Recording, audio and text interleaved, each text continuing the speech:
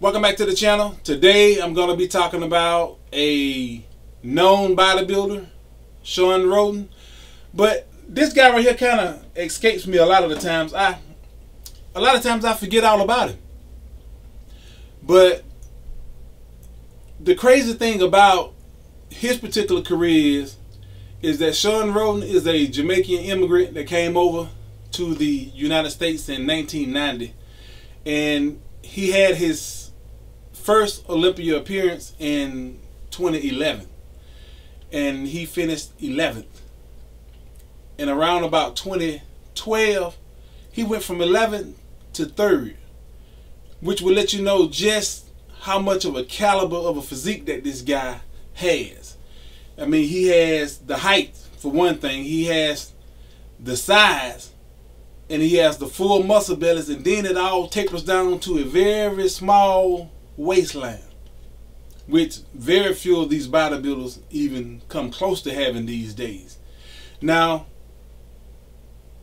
Dexter Jackson and Shawn Rhoden pogo back and forth throughout the years, but if you look at Shawn Rhoden between 2012 and 2016, the guy always finishes in the top 5. While pogoing back and forth with Dexter Jackson. In 2017, he fall back to 5th. And the question is, do those other 4 bodybuilders have a better package than Shawn Rhoden had? I don't think they did. I mean, even though they were taking away points because Shawn Rhoden at some point would let go of his stomach, and doing transitions, and his stomach would stick out a little bit. But you're looking at the current Mr. Olympia with stomach issues for probably the last 2 to 3 years. His stomach sticking out.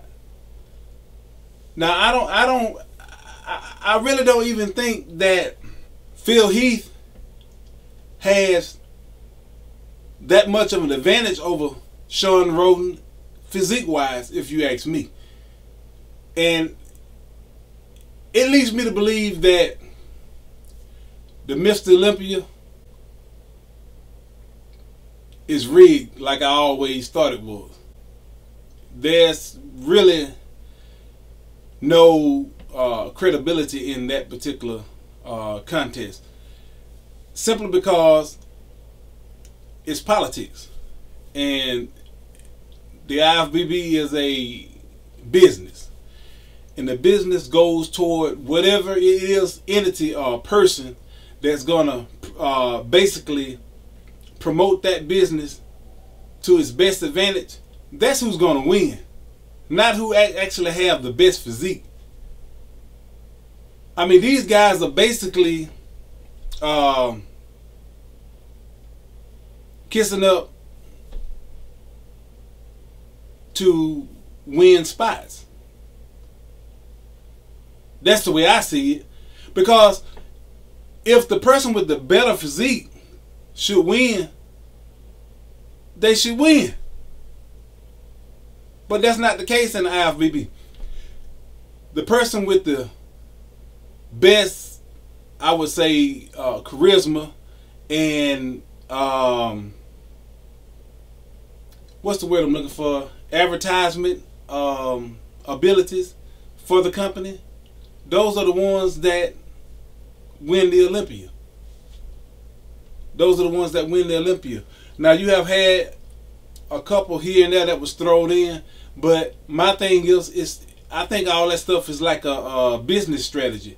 You know, when people get tired of looking at the same thing, then they'll give you something a little different to keep interest in that particular sport. So you got guys working out day and night, dieting day and night, and not really being judged fairly by this particular industry. Now, if you say I'm wrong, say I'm wrong. But in this particular instance, I think I'm right. It's not about the better physique. It's about the better promoter. That's what the IFBB is all about. The better promoter. And whatever bodybuilder at that particular time draws that type of a crowd, then that's the one that's going to end up being the winner. Because if you got Phil Heath winning with extended gut, even though the guy have great lines and everything like that, I still don't, like I said before, I don't think he's that much more further ahead of Shawn Rhoden to where Shawn Rhoden shouldn't have beat him by now.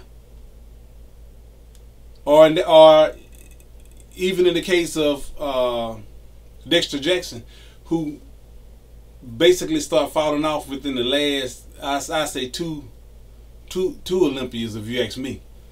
But Dexter Jackson always have had better conditioning. But simply because the guy, which is amazing, come in with the exact same package every year, same ripness, full muscle bellies, tight waistline. Come on, 2008 Mr. Olympia winner. That's crazy. That's crazy. That's what I want to talk to y'all about. If you haven't subscribed, subscribe to the channel. And again, I'll be talking to you later.